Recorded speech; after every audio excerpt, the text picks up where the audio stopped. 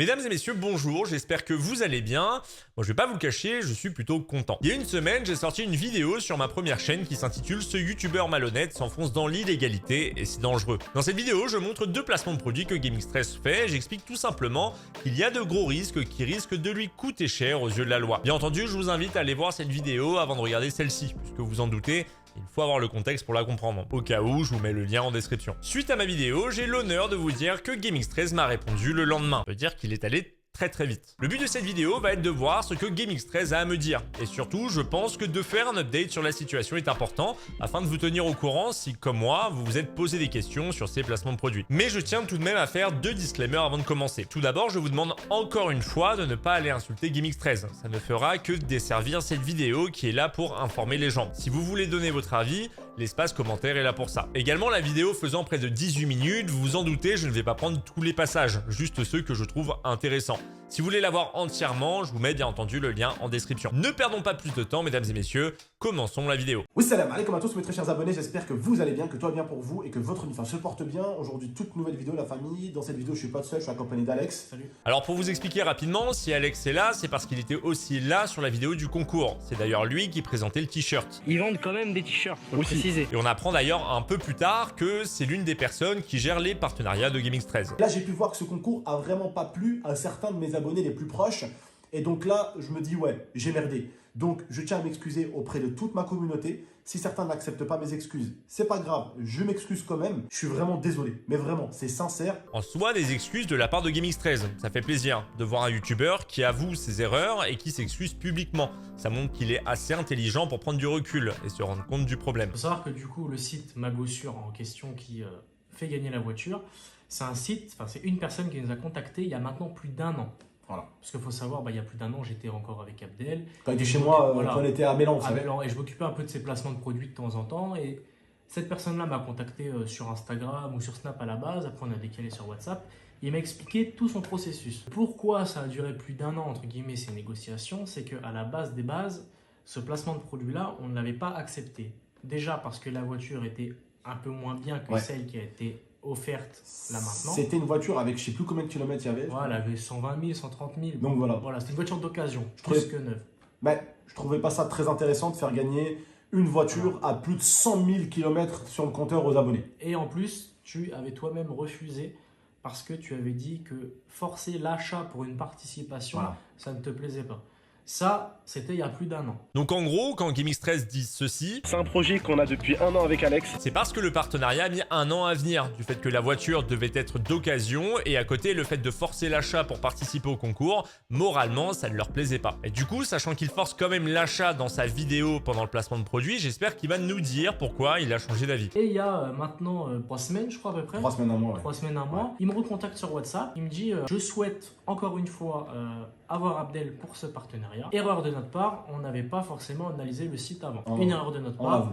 On avoue, moi je suis pas un manager. Et on a merdé à ce niveau-là. Ah oui, on assume complètement. Moi je suis pas un manager professionnel, je suis manager de la Il faut savoir que moi, j'ai 3 personnes qui s'occupent de mes placements, la famille. Ouais. J'ai la société Rachimedia, donc c'est des frérots qui s'occupent bien, qui m'ont toujours fourni des bons placements. Il n'y a jamais eu de couilles avec leurs placements. Donc c'est vrai que eux, quand ils me ramènent un placement de produit, je sais qu'ils ont un minimum vérifié. Il y a Julien qui fait souvent les placements de produits de gros youtubeurs aussi. Lui, c'est pareil, quand il t'envoie un placement de produit, c'est que c'est vérifié et que c'est carré. Si la marque, si le produit te plaît, tu peux faire une vidéo, tu peux présenter ça à ta communauté. Si le produit t'intéresse et tu penses qu'il pourrait intéresser ta communauté, parce que c'est des mecs qui vont vérifier, d'accord? Derrière, il y a aussi Alex qui me fait faire un petit peu, entre guillemets, des fois, quelques petits placements un peu de street. Et aussi, de temps en temps, j'ai des agences qui viennent me proposer des partenariats, dont celui, le partenariat de cartes Pokémon, où je m'étais fait taper dessus.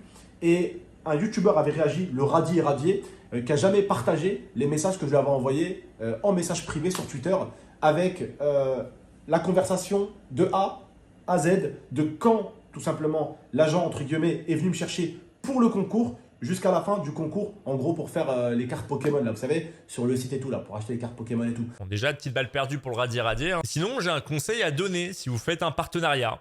ce qu'on appelle la double vérification. Peu importe qui vous propose le placement de produit, renseignez-vous avant dessus. Naviguez sur le site, regardez aussi les avis sur internet. Par moment, des agences peuvent vous proposer des marques et disons que même si c'est légal, eh bien il est aussi possible que votre communauté n'apprécie pas. Je sais que c'est tentant de gagner de l'argent facilement en faisant la promotion d'une marque, mais il ne faut pas oublier que vous vendez votre image pour faire cette promotion. Et si c'est moralement et ou illégal, ce n'est pas l'image de la marque qui sera avant tout touchée, mais la vôtre, puisque c'est votre communauté qui a confiance en vous. Et d'ailleurs, petit message pour la communauté, vous aussi faites une double vérification. Ça vous permettra de voir si c'est fiable ou non. Parce que même si le youtubeur vous inspire confiance, ça ne veut pas dire qu'il ne va pas faire d'erreur. Et que c'était pour des cartes Pokémon et que c'était la mode des cartes Pokémon, donc j'avais accepté le partenariat. Et surtout j'étais avec toi Voilà. quand t'avais reçu les cartes, t'avais reçu des vraies cartes. Voilà, en plus. et j'avais reçu de vraies cartes que j'avais ouvert avec les abonnés en plus. Waouh!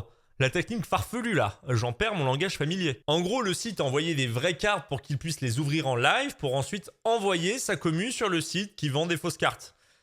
Là, c'est quand même super chaud. Et je tiens à vous le dire, la famille, dans toute mon aventure, ma carrière YouTube, j'ai peut-être fait 300 placements de produits. Et sur les 300, j'en ai fait, 3 douteux. Voilà, carte Pokémon, la tablette de mon frère et ma gossure. Voilà, 3 placements de produits qui ont fait que la communauté m'a tapé sur les doigts. Mais en réalité, j'en ai fait quand même des centaines et des centaines de placements de produits et il n'y a jamais eu de problème. Alors oui, en effet, tu en as peut-être fait que 3 déplacements de produits problématiques. Mais ce qu'il faut comprendre, c'est que quand tu fais la promotion pour une arnaque, c'est ta communauté qui va se faire arnaquer. Et peu importe le nombre, ça n'excuse pas l'arnaque. Un abonné qui te fait confiance va acheter les yeux fermés, ne jamais recevoir le produit ou encore recevoir de la contrefaçon et il aura cette sensation de s'être fait baiser par le youtubeur. Parce que quand tu fais la promotion pour une arnaque, c'est ta communauté qui va se faire arnaquer et donc perdre de l'argent parce que tu as été trop laxiste sur la vérification. Dis-toi que tous ceux qui vont se faire arnaquer ne te le pardonneront jamais et tu risques de perdre une partie de ta communauté à cause de cette promotion. Mais pour être honnête, je ne vais pas applaudir quelqu'un qui a 1% d'arnaque pour 99% de placement de produits safe. Ce qu'on nous demande, c'est 100% de publicité safe. Et si demain, ta communauté se fait arnaquer par ta faute, c'est à toi de trouver une solution pour les rembourser, puisque tu as leur confiance entre tes mains. Moi, j'ai envie de revenir un peu sur ma gossure, du coup. Ouais. Faut savoir que, du coup, après, on a continué à discuter avec cette personne et on a fixé un rendez-vous. Donc, on s'est rencontrés sur Grenoble. Dans une pizzeria. Dans une pizzeria, on a mangé ensemble, on a discuté, on a signé un contrat. Il y a un contrat à l'appui. Ouais, il y a un contrat à l'appui. Je pense que ça ne le dérangera pas qu'on affiche le contrat. Donc, ce qu'on fera, c'est qu'on va afficher le contrat comme ça. Il y a une preuve comme quoi c'est un contrat. En effet, un contrat, c'est ce que vous devez tous avoir quand vous faites un placement de produit. Si une agence ne vous fait pas signer de contrat pour un placement de produit, eh bien légalement, elle peut ne pas vous payer et vous b***. Donc si vous faites un placement de produit, faites rédiger un contrat qui doit être signé par les deux parties. Il faut bien préciser, parce qu'en fait, j'ai vu beaucoup sur Twitter que c'était ton site, c'était ta création, c'est toi qui l'avais créé. Ouais, alors ça s'appelle, sans vouloir vous manquer de respect, même si je peux comprendre que vous êtes énervé pour certains, mais en fait, ce qu'ils ont fait, c'est de la diffamation. Ils m'ont accusé d'avoir créé le site et de l'avoir fait moi-même. Sauf qu'après, comme des cons, leurs propres abonnés ont trouvé le nom de famille et le prénom et tout le bordel de la personne qui a créé le site et qui a fait tout ça. En fait, le problème est que dans la vidéo, tout laisse croire que le site a été créé par un pote de GameX13 et que donc, du coup, GameX13 fait partie des investisseurs. Tout d'abord, ils disent ceci. J'ai un frérot à moi en fait qui a ouvert un site très récemment. Perso, frérot, ça veut dire pote proche pour moi. Mais dans cette vidéo réponse, il explique que le mec vient de Grenoble. Donc avec du recul, on peut se dire qu'il appelle frérot un mec qui vient de la même ville que lui. Tu rajoutes à ça le fait que GameX13 explique qu'il a mis 1 an avec Alex pour faire ce projet, et bien par déduction, GameX13 a participé à la création du site. On l'avait, alors je précise aux abonnés, C'est un règlement. on avait signé le contrat avec lui, Ouais. on avait merdé sur une chose, c'est qu'on avait signé le contrat, on lui a donné le contrat signé et on lui a dit à l'oral qu'il fallait juste qu'il descende un petit peu les prix. On lui a dit, c'est marrant, j'étais beaucoup trop haut. Les marges sont beaucoup trop hautes et on lui a dit surtout le truc de participation et qu'il faut en gros expliquer qu'il y a un concours. Ouais, le règlement du concours. Et tout aussi, quand il y a une promotion sur un site, il faut mettre le jour du début de la promotion et le jour de fin de la promotion. Ouais. Juste un conseil, la négociation c'est avant la signature. Si tu le fais après, forcément le mec peut te dire bah non c'est signé, du coup j'ai le droit de pas changer. Faites-vous également aider de conseillers juridiques, ça vous permettra d'enlever tous les doutes. Perso, je suis adhérent à la guilde des vidéastes et quand j'ai une question, j'ai juste à demander de l'aide et un conseiller m'aide. Alors c'est pas un placement de produit, hein, je vous mets quand même le lien en description parce que c'est important. Arrêtez de croire que vous savez lire des contrats, ce n'est pas votre métier et certaines marques le savent et en jouent. L'avantage du conseiller juridique, c'est qu'il te dira directement si tu te fais niquer ou pas. On savait que c'était du dropshipping, hein, ça on va pas mentir. Ça, on va pas on mentir. l'assume complètement. Nous, le seul aspect qu'on a vu, c'est... Ça, on va pas mentir, en réalité, on va pas mentir, mais en France, vu que c'était autorisé, on va pas mentir qu'on sait que c'est du dropshipping et qu'on a... Le dropshipping n'est pas illégal. Alors non, ce n'est pas illégal, mais donnez-moi juste un nom de youtubeur qui a fait un placement de produit pour du dropshipping et qui ne s'est pas fait embrouiller par la suite. Le dropshipping est tellement immoral pour les gens que d'en faire la promotion sur les réseaux, c'est un bad buzz assuré qui risque de te suivre. Juste nous, ce qu'on a vu, on a surtout pensé aux abonnés en soi, on s'est dit, on peut leur faire gagner une voiture. On s'est dit c'est un concours de bâtards. Et on s'est dit on peut faire planter des arbres, voilà. C'est ce qu'on s'est dit, Ouais. tout simplement. Et c'est ça qui nous a dit, allez, on va peut-être quand même accepter pour les abonnés, faire gagner une voiture. En plus, c'était parce qu'il nous l'a montré directement, la voiture. Il nous l'a montré, il est venu avec, il nous l'a montré. Il a dit, voilà les gars, la voiture, elle est là. Je la fais gagner. Et ce sera sûr et certain, ça sera fait par un huissier de justice. Nous, on a entendu huissier de justice. On a vu voiture pour les abonnés. On s'est dit, bon, écoute, on va peut-être faire plaisir aux abonnés, on va essayer de leur lancer. En effet, au vu des mails, il y a un huissier de justice. Là-dessus, je peux rien dire de plus. Enfin, si, de ce que j'ai compris avec le mail, c'est qu'il manque des choses et que son fichier n'a pas pu être lu par l'huissier. J'avoue que j'attendais de voir un mail montrant que le concours est validé, et là, pour le moment, c'est pas le cas. Il y a encore la voiture à gagner. Bien sûr, avec la voiture le tirage, sera toujours gagnée dans tous les cas. Le tirage au sort qui sera fait le 11 par un huissier de On justice. s'est mis d'accord avec lui, la voiture sera toujours à gagner, ça c'est la seule condition. Parce qu'il y en a certains qui ont participé et qui vont pas forcément voir cette vidéo et qui vont peut-être pas annuler leur participation ou quoi que ce soit. Donc la voiture sera à gagner. D'accord. Je vais également aussi mettre le nom de famille et le prénom de l'huissier de justice sur Snapchat et sur Instagram. Donc suivez-moi sur Snap et sur Insta. Je vais vous mettre sur Snap et sur Insta parce qu'on a fait une demande à l'huissier pour pouvoir mettre son nom de famille et son prénom sur Internet. Par contre, pour le moment, il n'a pas forcément accepté parce qu'il faut qu'on lui explique le pourquoi du comment et il faut peut-être payer un peu plus l'huissier pour pouvoir avoir la réponse. Donc en gros, tu vas mettre le nom de l'huissier de justice sur tes réseaux parce qu'il a accepté, mais en fait, il n'a pas encore accepté parce qu'il n'a pas été entièrement payé. C'est quand même bizarre cette histoire. Moi, je vais vous dire un truc sans vouloir faire la victime. Vous savez très bien, je ne me suis jamais placé autant que victime sur Internet. Mais quand je suis arrivé à l'époque, il y a 10 ans avec The Kerry, quand on était arrivé sur YouTube, à l'époque c'était le racisme. Et j'en ai pris plein la gueule sans avoir fait ni d'arnaque, ni de dropshipping, ni de vidéo prank, ni de vidéo dégustation, ni de si. Je suis à peine arrivé, j'en avais déjà pris plein la gueule. Le temps est passé, j'ai attaqué les débats. Aujourd'hui, les débats, tout le monde normalise ça. Bah à l'époque, je prenais plein la gueule parce que je donnais mon avis sur des sujets. Après, j'ai fait des pranks. J'en ai pris plein la gueule.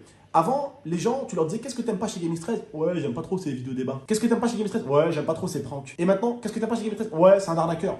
Les gens ont toujours essayé de trouver une excuse pour me détester. Alors je vois, sauf qu'il y a une différence entre se faire tacler parce que tu fais une vidéo sur un sujet qui fait débat et faire la promotion d'une arnaque. Là, c'est pas une excuse pour te tacler, c'est une conséquence du choix que tu as fait. Ça n'a donc pas de rapport entre les deux. Et au-delà de l'aspect moral du placement de produit, par exemple avec le CBD, quand tu fais la promotion d'un site illégal, c'est à ta communauté que tu en fais la promotion et beaucoup dans le tas ne sont pas stupides et sentent que ça pue. Il y a également autre chose à prendre en compte, c'est qu'en donnant ton avis sur des sujets et en imposant toi-même ta vision de la morale aux autres, eh bien forcément, quand moralement ce que tu fais est discutable, on va te taper bien plus fort sur les doigts qu'un youtubeur qui ne l'exprime pas. En effet, moi-même les frères, à l'époque, je faisais la morale à des personnes alors que j'étais pas forcément mieux qu'eux. Je veux vraiment qu'on ne mette pas dans le même panier ceux qui te détestent parce qu'ils ne peuvent pas te voir et ceux qui ont fini par te détester à cause des placements de produits que tu as pu faire. Et je peux respecter ça et je sais que vous m'aimerez jamais parce que quand vous êtes persuadé que vous aimez quelqu'un, vous allez l'aimer. Quand vous vous persuadez que vous allez détester quelqu'un, vous allez le détester. Il y a également une autre catégorie de personnes, ceux qui t'aiment énormément et qui finissent par te détester à cause de tes mauvais choix.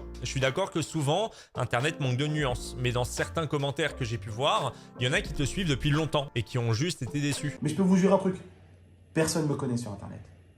Ceux qui me connaissent dans la vraie vie, même les abonnés qui me connaissent dans la vraie vie, savent très très bien qui je suis.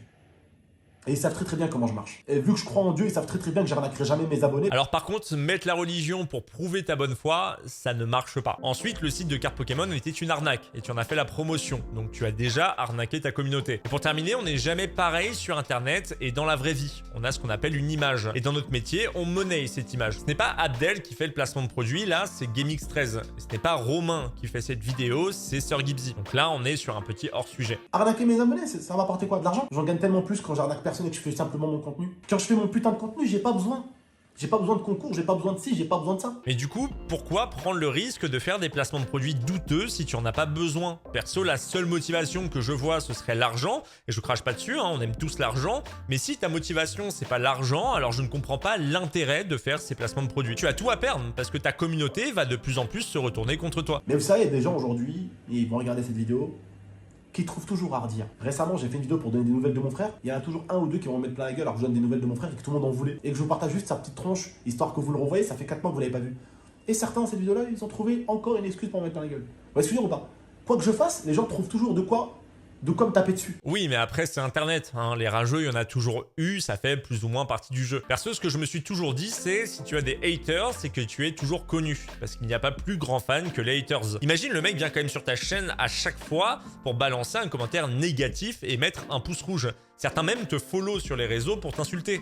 Moi, personnellement, c'est ce que j'appelle de l'amour. Quand je suis allé faire aider les SDF dans la rue en faisant toute une journée de maraude en plein hiver, et qu'avec ma communauté, avec vous, on a payé une camionnette pour une association pour les SDF et pour les gens sans domicile, qui en a parlé? Personne. Ouais, enfin après là, on commence un peu à s'égarer. C'est pas vraiment le sujet, donner aux SDF n'apporte aucune immunité. Et on sait que le scandale attirera toujours plus que le positif. Pourquoi? Parce qu'aujourd'hui, les gens qui regardent comme les gens qui créent le contenu, ils aiment parler de problèmes parce que même si les gens critiquent les problèmes, même si les gens pointent les problèmes des doigts, c'est ce qu'ils aiment, c'est ce qu'ils regardent.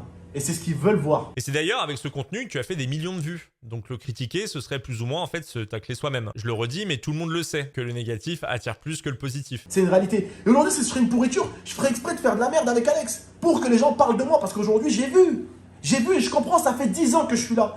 Quand tu fais de la merde, quand tu fais du sale, tout le monde parle de toi. Quand tu fais des choses bien, personne parle de toi. Et excusez-moi de dire ça, mais je trouve ça problématique. Et je crois que j'ai encore une de mes maraudes sur la chaîne YouTube. GameX13 maraude. We live in a society. Ça fait longtemps que je l'avais pas fait ça. Alors là, on s'égare beaucoup trop, surtout que je le répète, mais GameX13 pendant une période basait sa chaîne que sur les faits divers qui poussaient les gens à s'indigner. Jouer sur les émotions, ça marche, et c'est pas nouveau. Bref, du coup, j'ai tapé GameX13 SDF parce qu'il n'y a pas de vidéo quand je tape GameX13 maraude. Pourquoi d'ailleurs elles ont été virées de sa chaîne? Je sais pas, je vous avoue. Et je suis principalement tombé sur des vidéos qui mettent les SDF dans une mauvaise posture.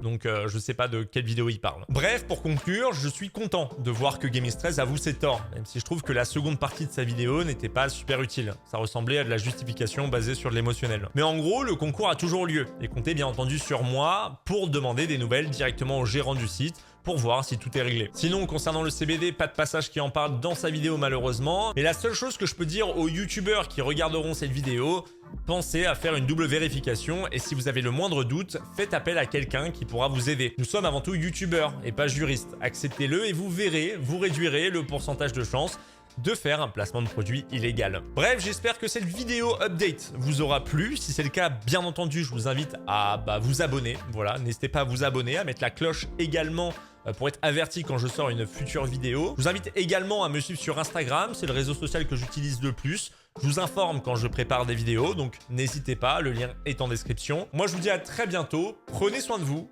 profitez de la vie, c'était Sir Gizby.